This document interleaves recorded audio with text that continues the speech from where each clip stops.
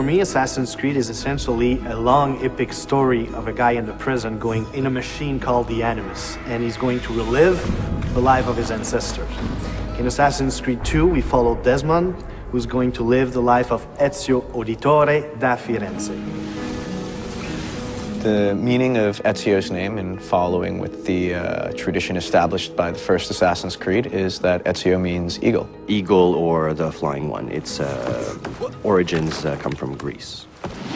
He's a young noble from Florence at the beginning of the game. He's studying to follow in his father's footsteps. His father, as far as we know, is a banker. As a rich boy in Florence, he doesn't really see the hardships of the peasants and other poor people.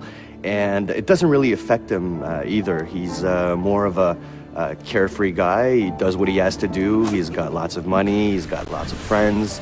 And in regards to the women, he's very charming. He always says the right thing. The right thing to surprise them, to stand out of the crowd. And that's why they have a really hard time resisting to his charms.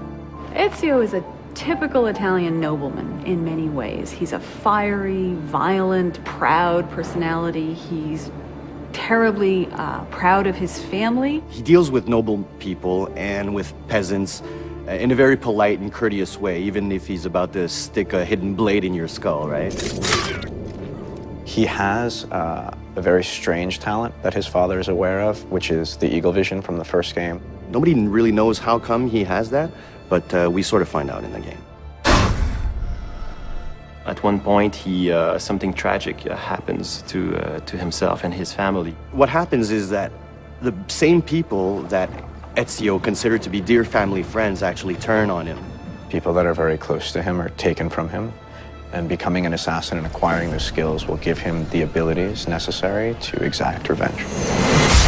When you're used to just living free and living without a worry in the world, and all of a sudden the entire Florentine army is looking for you, and you have to protect your mother, you have to protect your sister, and you have to defend yourself, changes everything in his life.